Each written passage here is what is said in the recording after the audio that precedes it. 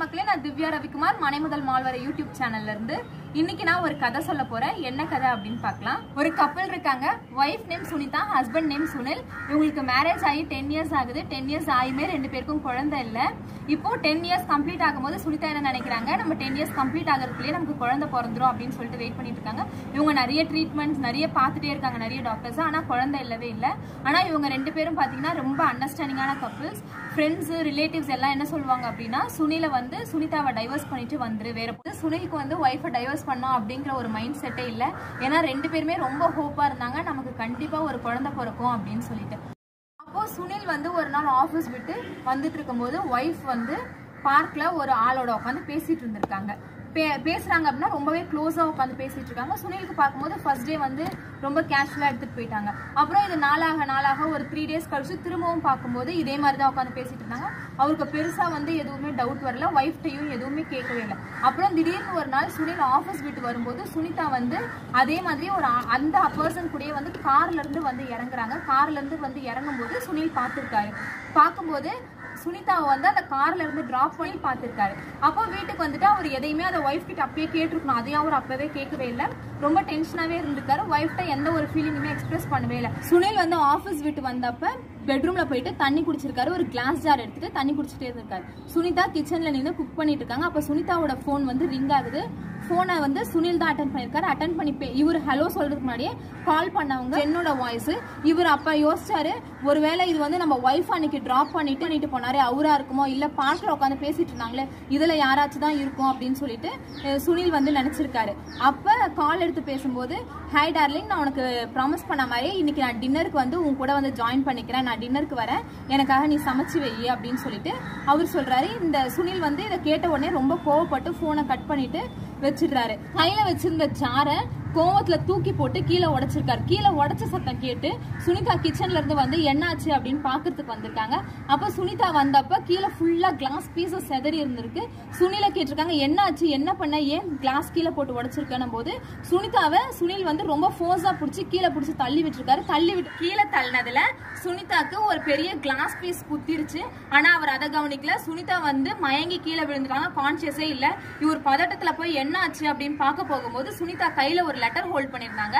அந்த லெட்டர் தான் ஃபர்ஸ்ட் எடுத்து படிச்சாரு. அந்த லெட்டர்ல பிரிச்சு படிச்ச உடனே ஹாய் மை டார்லிங் ஹஸ்பண்ட் எழுதி இருந்துச்சு. அதுல என்ன எழுதி இருந்துச்சு அப்படின்னு பாத்தீங்கன்னா, இந்த மாதிரி வந்து நான் உன்கிட்ட வந்து ஒரு விஷயம் சொல்லணும்னு ரொம்ப நாளா வெயிட் பண்ணிட்டு இருந்தேன். ஆனா வந்து அதை ஃபுல்லாவே கன்ஃபார்ம் பண்ணதுக்கு அப்புறம் தான் உங்ககிட்ட சொல்லணும்னு வெயிட் பண்ணிட்டு இருந்தேன். என்ன அப்படின்னா, நான் பிரெக்னெண்டா இருக்கேன், 2 months பிரெக்னெண்டா இருக்கேன். அது மட்டும் இல்லாம நமக்கு ட்வின் பேபிஸ் தான் பிறக்க போகுது. இதை வந்து நான் உங்ககிட்ட சொல்லணும். ஃபுல்லா டாக்டர் கிட்ட ஃபுல் செக்அப் பண்ணிட்டு ஃபுல்லா கன்ஃபார்ம் ஆனதுக்கு அப்புறம் தான் நான் சொல்லணும்னு வெயிட் பண்ணிட்டு இருக்கேன்னு எழுதி இருந்துச்சு.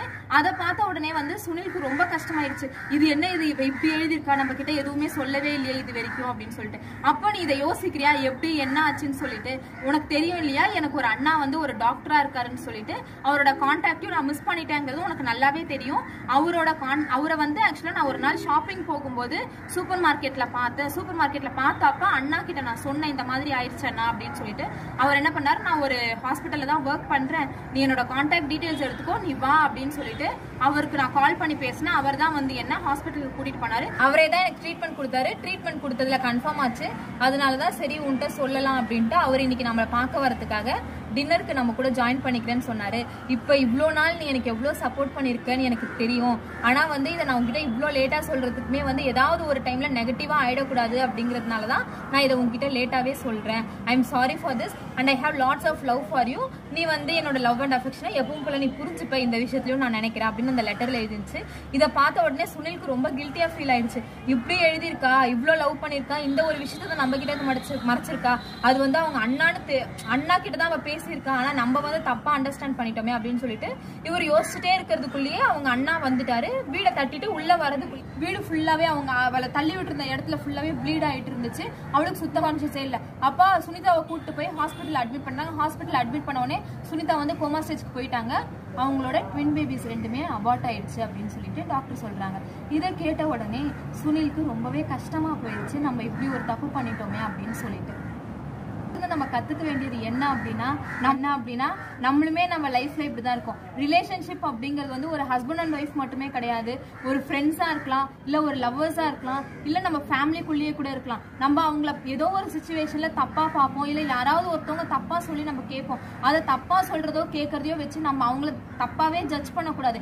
என்ன நடந்துச்சு அப்படின்னாச்சு நம்ம கேட்டிருக்கணும். ஆக்சுவலா இதுலயே பார்த்தாலே வந்து சுனிதா கிட்ட வந்து சுனிலே கேட்டிருந்துருக்கலாம், நீ அங்க யார்கிட்ட நின்று பேசிட்டு இருந்த, அவர் என்ன ஏதுன்னு கேட்டிருந்தாக்கா இந்த ஒரு சண்டையா அவங்களுக்குள்ள வந்திருக்காது, அந்த குழந்தையும் இருந்திருக்கும், எதுவுமே நடந்திருக்காது. அதே மாதிரிதான் நம்மளுமே நம்ம லைஃப்ல எவ்வளோ பிரச்சனை இருந்தாலும் எல்லாம் நம்ம ரிலேஷன்ஷிப்ல இருக்கவங்க கூட வந்து டவுட் எதுவும் இருந்தாலும் வந்து நம்ம பேசி தீர்த்துக்கிறதே நல்லது. அதை விட்டுட்டு சந்தேகம் அப்படின்னு வந்துருச்சு அப்படின்னாலே அது லைஃப் அந்த ரிலேஷன்ஷிப்பை ஹாப்பியாவோ பீஸ்ஃபுல்லாவோ கொண்டு போகவே போகாது. இந்த கதை உங்களுக்கு பிடிச்சிருந்தா லைக் பண்ணுங்க, ஷேர் பண்ணுங்க, கமெண்ட் பண்ணுங்க. மறக்காம மனைமுதல் மால்வரை யூடியூப் சேனலை சப்ஸ்கிரைப் பண்ணுங்க. வணக்கம்.